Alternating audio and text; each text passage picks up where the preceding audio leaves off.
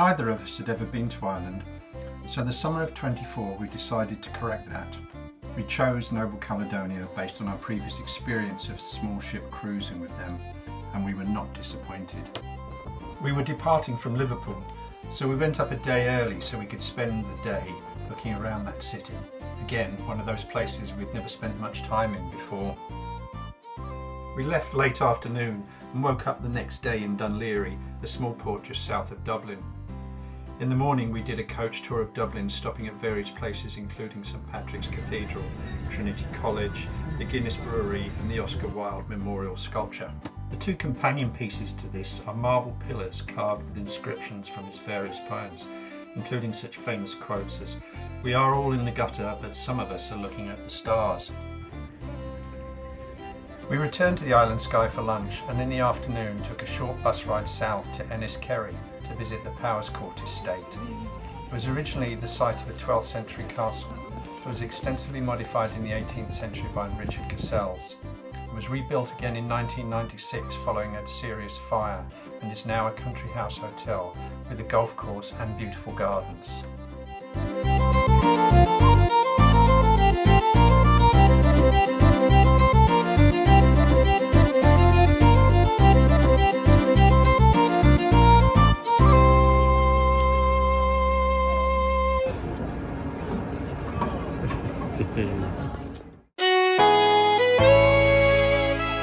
Day 3 saw us berthed at Bellevue, just outside Waterford, and our first trip of the day was to Kilkenny, a medieval town with a very well kept castle dating from Norman times.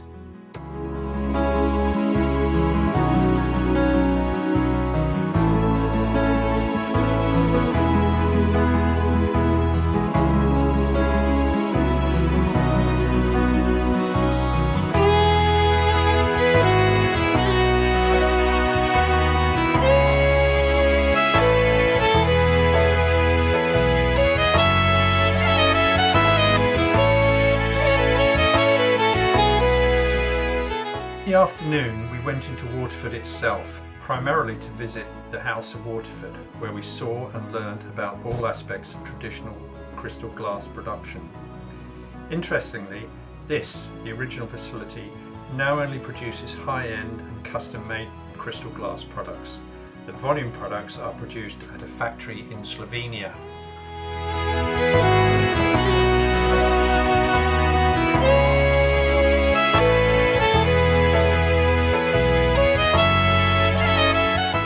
The morning of day 4 we were anchored up at Kinsale in County Cork. Once again we had 2 trips planned for the day. In the morning we went to Clonakilty, the home of Michael Collins, the Irish revolutionary soldier and politician, and a leading figure in the fight for Irish independence in the early 20th century. In the afternoon we visited the Charles Fort, but as we pulled into the Bullman Slipway and noticed the pub, we thought we'd nip in for a pint of the local beverage before heading up the hill to the fort. Charles Fort is one of the 2 forts built in the 1670s to protect the entrance to Kinsale Harbour, and is the largest fort of its type in Ireland.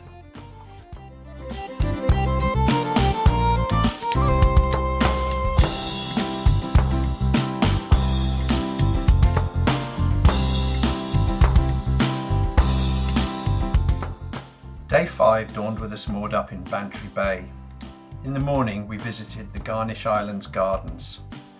This Italianate island garden was created almost 100 years ago by Harold Peto for John Bryce, who later bequeathed it to the Irish nation.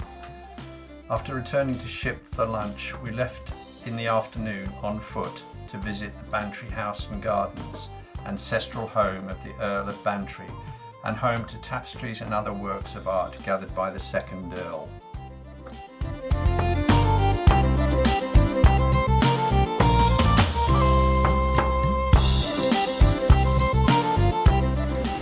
We were up early on day 6 for a cruise around the Skellig Islands, a UNESCO World Heritage Site famous for its inaccessibility and its seabird colonies. We then cruised on up to Valentia Island, during which time our guest speaker, Diarmaid Gavin, a multiple medal-winning garden designer, took us on a romp through what he entitled The History of Garden Style. In the afternoon we joined the Valentia Island Historical Tour to learn about the first transatlantic cable and its history. We visited the Cromwell Point Lighthouse, we stopped at the Telegraph Field Monument, the location where the first operational transatlantic cable made landfall in Europe, and finished at the 8th Wonder Transatlantic Cable Museum.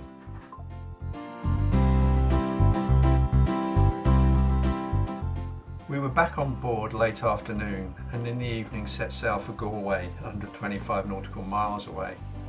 Diarmuid gave us a pre-dinner talk on Brendan O'Regan, a remarkable man who changed Ireland and the world in some extraordinary ways.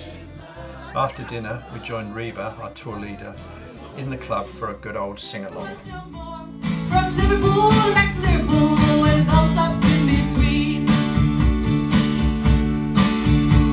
We plan to have Day 7 and we were moored up in Foynes in County Limerick on the south side of the Shannon Estuary for our tour to Bunratty Castle and Folk Park.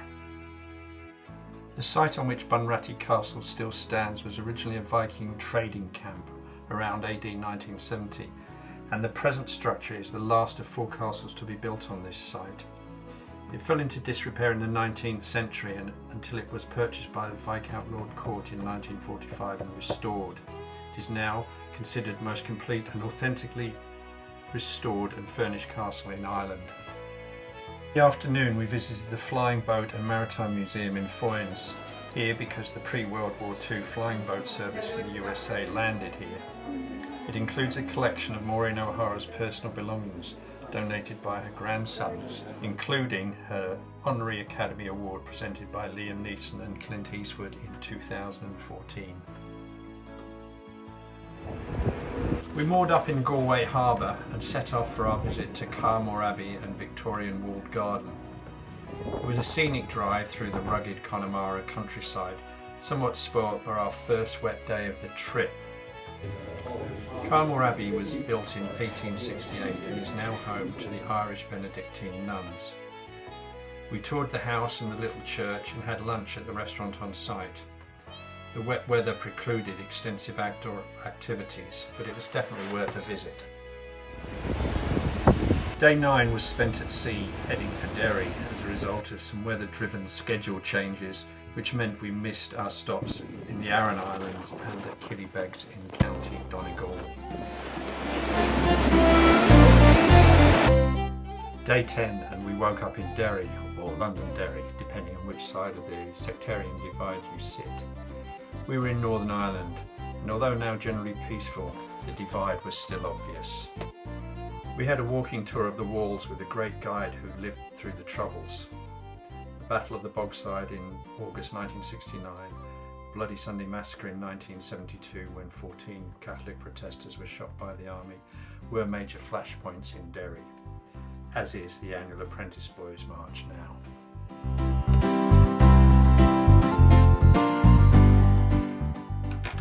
On the bright side, you'll probably remember the Undertones, who were a major punk new wave rock band from 1975 to 1983, led by Fergal Sharkey. Plus, of course, there is Channel 4's Derry Girls series, a period teen sitcom set in Derry towards the end of the Troubles.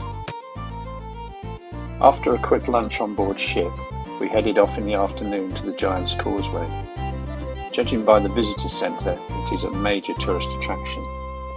It's a nice walk to get down to the stones, and if you take the circular route, you get a great view down from the cliff top. Similar formations can also be seen at Fingal's Cave and in the Sheant Islands in the Western Isles of Scotland. On the way back to the ship, we made a quick photo stop at Dunluce Castle. That evening, after dinner, we were entertained by the current Irish dancing champions.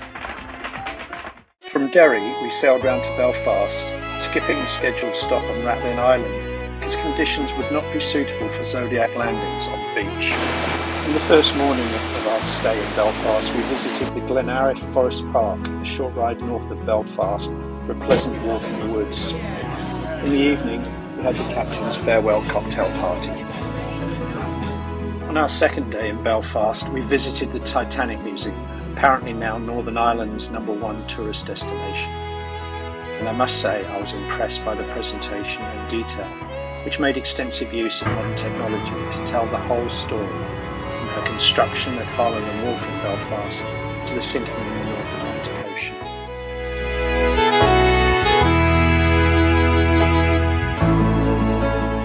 In the afternoon we visited Mount Stuart House and Gardens, home of the Londonderry family since the early 18th century. We returned to the ship via Stormont, the home of the Northern Ireland Parliament. Overall, it was a very rewarding trip. Saw a lot, learned a lot. The film crew on the boat also made a promotional video which you can see on YouTube. Search Noble Caledonia and look for Circumnavigation of Ireland aboard MS Island Skye.